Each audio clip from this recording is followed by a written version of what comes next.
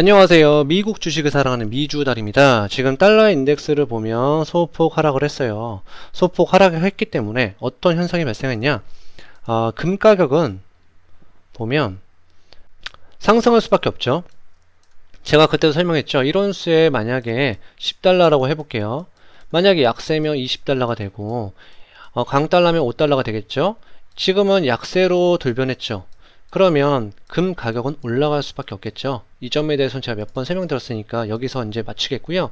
그래서 달러를 보면 5분 차트로 보면 그 발표가 경제지표가 발표가 됐는데 11시 이후로 쭉 내려갔어요. 지금 경제지표를 보면 미시건대 지금 소비자 기대라든지 그 다음에 미시건대 소비자 신뢰지수가 예상했던 것보다 소폭 하락했어요. 이전보다. 이거는 델타 변이 바이러스 확산으로 인해서 소비가 위축되는 거 아니냐. 소비가 위축된 상태에서 테이퍼링을 하면 성장이 세게 나오지 않는데 테이퍼링 하잖아요. 그러면 원래는 국채 공급을 줄여들어서 금리가 올라가야 되는데 금리가 내려가겠죠. 그쵸? 네, 그래서 지금 중요한 건 이 얘기가 아니고요. 제가 보여드릴게요. 신작물 금리인 10년물 금리 차트를 볼게요. 차트를 보면 5분 차트를 보면 그 발표 있은 이후로 지금 쭉 내려갔습니다. 예. 당연히 델타 변이 바이러스 확산으로 인해서 채권의 수요가 많았죠. 채권의 수요가 많았기 때문에 금리가 내려갔고요. 그래서 금리가 내려가면 보통 주가 흐름이 좋아야 되잖아요. 그것도 한번 보여드릴게요. 주가 흐름은 그렇게까지 좋지 못했죠. 다우지수라든지 나스닥이라든지 S&P 500이라든지. 다시 차트로 돌아가자면 그만큼 시장이 어디로 갈지 모른다는 거예요. 제가 항상 보여드리는 거죠. 거래량도 지금 쭉 내려가고 있죠. 예. 지수들은 조금씩 올라가는데 거래량은 줄어들고 있어요. 이 말뜻은 그만큼 시장이 어디로 갈지 모른다라는 거죠. 그래서 다시 차트로 돌아가서 설명하자면 이런 현상들을 봤을 때 기사 내용들을 한번 보여드릴게요. 지금 브라질 같은 경우도 금리를 올리고 있어요. 러시아도 금리를 올리고 있어요. 그리고 지금 우리나라 같은 경우는 셀 코리아를 하고 있어요. 그게 왜 그러냐면 다시 한번 설명드릴게요. 미국 같은 경우는 백신 보급률이 많고 부양책을 세게 하니까 성장이 세게 나와요. 근데 우리나라 같은 경우는 그에 반해서 양적 완화를 못하죠. 예. 양적 완화를 못하기 때문에 성장이 약하게 나와요. 그죠? 그러면 성장이 약한 데에서 성장이 큰 데로 돈이 흘러 들어가기 때문에 우리나라의 자산을 팔고 미국으로 돌아가겠죠. 왜 그런지 아시죠? 성장이 약하면 환율이 어떻게 되겠어요? 여긴 강달러가 되겠죠. 왜냐면 달러의 수요가 많아지니까요. 근데 여기는 어떻게 되죠? 원화는 약세가 되겠죠. 약세가 된다는 소리는 무슨 뜻이죠? 원화가 약세된다는 거는 수입 물가에 물가가 올라간다는 거죠. 그러면 성장이 약한데 물가도 올라가죠. 그쵸? 물가가 올라가고 만약에 약세인데 만약에 한국에 있는 외국인 투자자예요.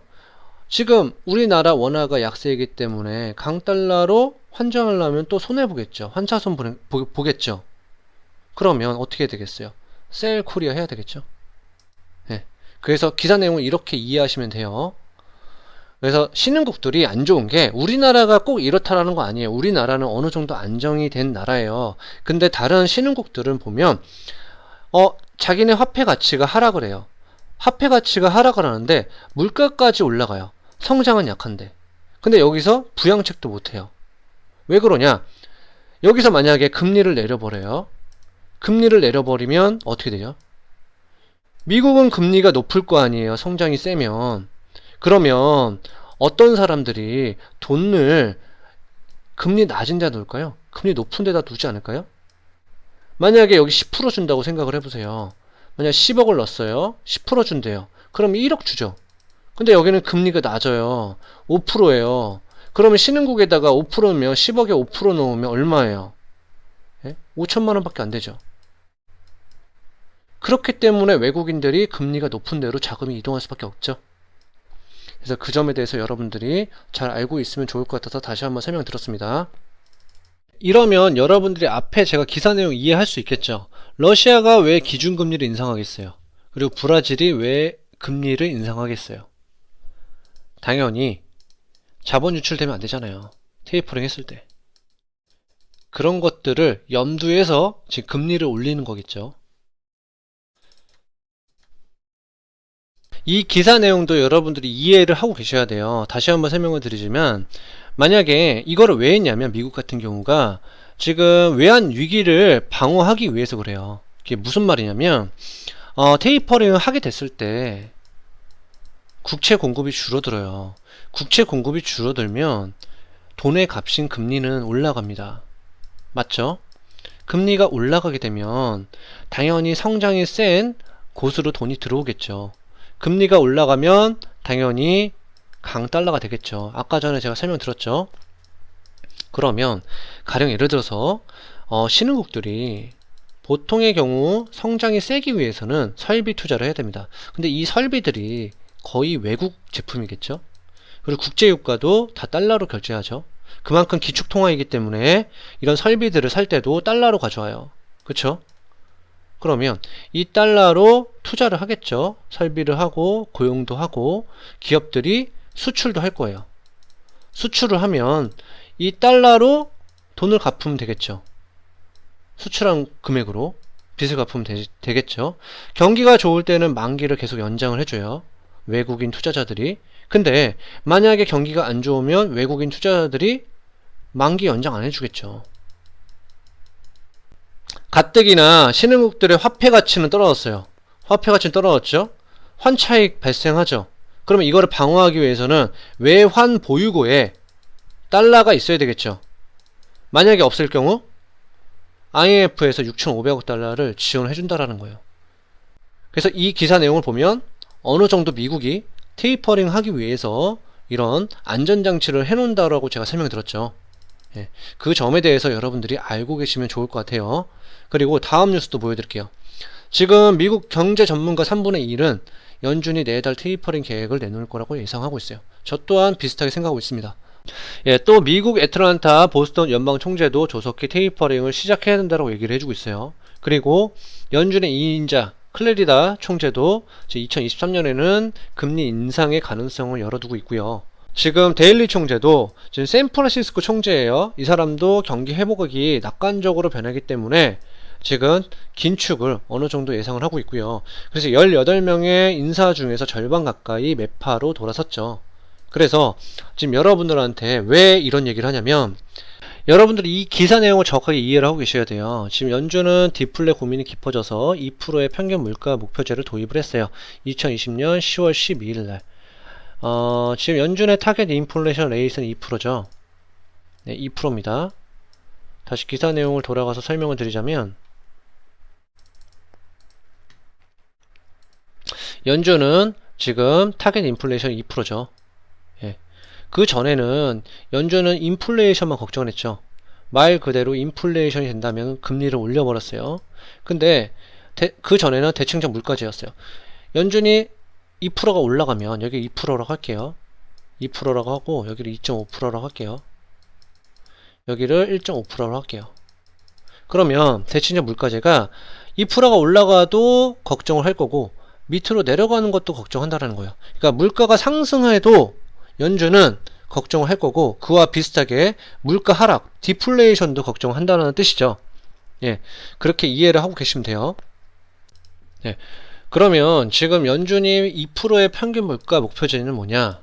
이거를 잘 이해를 하고 계셔야 돼요. 그 전에는 대칭적 물가제였죠. 그러면 2%만 넘어도 연준이 바로 걱정을 했어요. 걱정을 한다는 소리는 금리를 올릴 수 있다라는 거죠. 예. 그러면 금리를 올려버리면 경기가 가뜩이나 안 좋은데 금리를 올릴 수 있으니까 주식시장 개판되고 경기도 안 좋아지겠죠. 당연히. 그래서 연준이 이 2%가 넘어가도 지금 인플레이션 수치 2%가 넘어가도 어느 정도 용인을 해주겠다라는 거예요. 평균 물가 목표제에 대해서 예를 들어서 설명할게요. 한번 생각을 해보세요. 인플레 수치는 2%예요. 그러면 여기를 이때는 1.5라고 할게요. 1.5. 그러니까 2018년도에 여기도 지금 2019년도죠. 19년, 20년, 21년도라고 할게요. 이때도 인플레 수치가 1.5, 1.5라고 할게요. 그러면 미달된 게 0.5죠. 0.5가 3개 있으면 1.5죠. 이 1.5만큼 더해줘도 되겠죠. 이게 무슨 말이냐? 여기가 3.5가 나와도 한번 더 해볼까요? 1.5, 1.5 더하면 4.5죠. 4.5에서 3.5 더하면 이걸 4로 나눠봐요.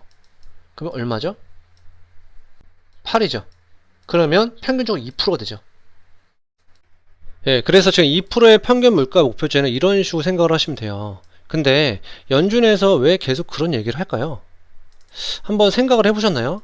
지금 경제지표를 보면 지금 인플레이션 수치가 어쨌든 간에 줄어들긴 줄어들었지만 지금 심각하게 높은 수준이죠. 소비자 물가지수라든지 그런 물가지수가 역대급으로 높은 수치입니다. 그러면 이런 인플레이션 수치를 낮추기 위해서는 테이퍼링은 있을 수밖에 없겠죠. 만약에 지금 기대했던 정책들, 그러니까 연준이 말하는 것처럼 매달 1200억 달러를 지금 지원해주고 있고 이런 양적 완화를 해주고 있어요. 근데 그와 반대로 부작용들도 생각을 해봐야 되겠죠. 만약에 이런 부작용을 무시하고 지나갔을 때는 더 큰 문제가 발생할 수도 있겠죠. 경기가 침체가 온다면 더 많은 시간과 돈이 필요합니다. 그때도 제가 설명드렸지만 경기 침체는 화폐 가치의 상승이죠. 화폐 가치가 상승을 하면 지금 부채, 가지고 있는 부채도 상승을 하겠죠. 그렇기 때문에 연준은 아마도 테이퍼링은 올해 선언하지 않을까 저는 그렇게 생각을 하고 있고요. 그래서 지금 만약에 여러분들께서 이런 테이퍼링이 왔을 때 조정이 오잖아요. 조정이 온다면 패닉 리스트를 계속 적어 놓는 것도 나쁘지 않다고 생각들어요. 저는 일단 ETF 위주로 투자를 할 거지만 개별 주식으로 보면 팔란티어도 나쁘지 않다고 생각들어요. 팔란티어 이번에 가디언스도 발표가 됐죠. 정말 괜찮더라고요. 리포트를 제가 보여드릴게요. 제가 리포트를 보면 가디언스가 지금 적자에서 플러스로 돌아섰죠. 이것 때문에 주가가 급상승했죠. 당연히 프리캐시 플로우도 늘어났죠. 네, 돈을 벌고 있기 때문에. 그래서 팔란티어 같은 기업도 괜찮고요. 차트를 다시 돌아갈게요. 차트로 돌아가면 제가 하락 추세선을 뚫고 올라갔고, 만약에 이 선까지 제 27불 선을 뚫으면 아마도 저는 전고점까지는 가지 않을까 싶어요. 예. 그래서 저만의 개인적인 생각이고요. 근데 지금 당장에 저는 투자하기보다 좀 더 기다릴 생각 가지고 있고요. 주당 순이익도 보여드릴게요. 주당 순이익도 조금이지만 소폭 상승했죠. 예. 그 다음 패닉 리스트 중에 저는 스타벅스도 가져갈 생각도 가지고 있습니다. 지금 보면 예, 두 번째 패닉 리스트는 스타벅스예요. 뭐 저는 ETF 위주로 투자는 하지만 일단 스타벅스도 좋은 기업이기 때문에 제가 프리캐시 플로우를 보여드릴게요. 프리캐시 플로우도 나쁘지 않죠. 지금 늘어나고 있죠. 그다음 주당 순이익도 보여드릴게요. 주당 순이익도 보여드리자면